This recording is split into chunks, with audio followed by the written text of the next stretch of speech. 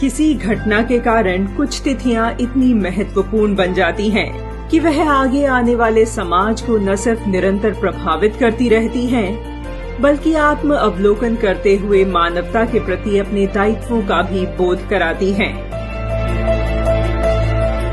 11 सितंबर उन्हीं विशिष्ट तिथियों में से एक है, जब वर्ष 1893 में इस दिन युवा सन्यासी स्वामी विवेकानंद ने विश्व धर्म सम्मेलन में ऐतिहासिक वक्तव्य दिया था। एक प्रबोधन कैसे राष्ट्र और समाज की वैश्विक छवि बदल देता है, यह वक्तव्य इसका जीवंत उदाहरण है। स्वामी विवेकानंद का वक्तव्य ऐसा ही था जिसने भारत के बारे में मिथ्या संकल्पनाओं को तोड़ दिया जो पश्चिम जगत ने गढ़ रखी थी। विवेकानंद के उस ऐतिहासिक भाषण से भारतीय ज्ञान को वैश्विक स्वीकार्यता तो मिली ही, उन्होंने भारतीय ज्ञान परंपरा और सनातन संस्कृति को वैश्विक पटल पर सफलतापूर्वक प्रतिष्ठित किया, जिसका मुख्य आधार थी सहिष्णुता। यह दुर्भाग्य ही कहा जाएगा कि स्वाधीन हो जाने के बाद छद्म पंथ निरपेक्षता के कारण न सिर्फ स्वामी जी के विचारों से जनमानस को दूर किया गया, बल्कि भारतीय ज्ञान परंपरा को तिरोहित कर पश्चिमी ज्ञान को भारतीय जनमानस पर थोपा गया। सत्य को थोड़े समय के लिए दबाया जा सकता है, पर समाप्त नहीं किया जा सकता। विवेकानंद जी का अमेरिका दौरा चुनौतीपूर्ण रहा, परंतु भारतीय ज्ञान पर अटूट विश्वास और उनके गुरु संत रामकृष्ण परमहंस के शुभ आशीष ने उन्हें अंतिम सिद्धि तक पहुंचा दिया। जब संबोधन का प्रारंभ विवेकानंद जी ने अमेरिका के मेरे भाइयों और बहनों से किया, तो सभा अचानक ऊर्जावान होकर करीब 2 मिनट तक करतल ध्वनि से भारत के सन्यासी प्रतिनिधि का अभिनंदन करती रही।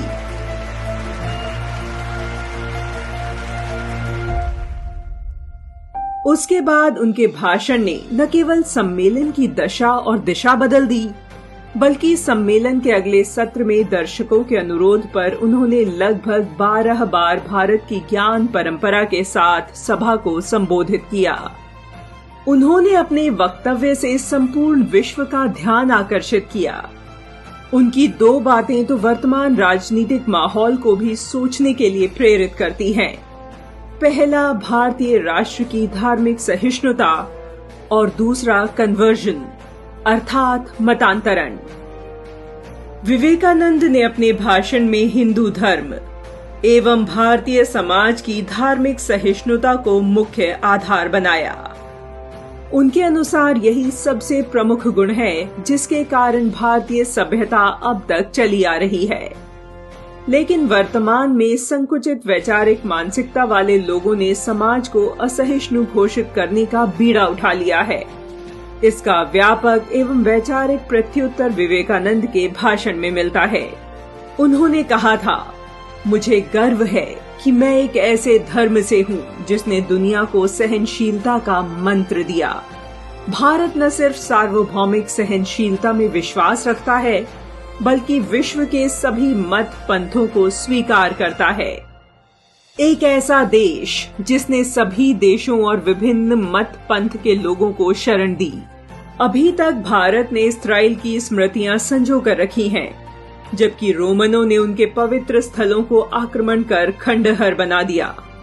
विवेकानंद के सहिष्णुता के तर्क को उस कालखंड में विश्व ने स्वीकार किया, लेकिन हम भारत के लोग ही उसे भूल गए। यही कारण है कि आज देश के तथाकथित बुद्धिजीवी एवं राजनीतिक दल सरकार का विरोध करने के चक्कर में भारत के मौलिक मूल्यों पर प्रश्न खड़ा करते हुए हिंदू समाज को असहिष्णु घोषित कर देते हैं। सहिष्णुता हमेशा से भारतीय समाज का अभिन्न अंग रही है, जिस आधार पर यहाँ ज्ञान, धर्म आदि विकसित होते रहे हैं। भारत को समझने के लिए पश्चिमी ज्ञान की आवश्यकता नहीं है, बल्कि इस देश की ज्ञान परंपरा को पुनः स्थापित करने वाले स्वामी विवेकानंद की दृष्टि से भारत की राष्ट्रीय चेतना को देखने का प्रयत्न किया जाना चाहिए, जिससे स्वतः भारतीय समाज में सहिष्णुता दिखाई देगी।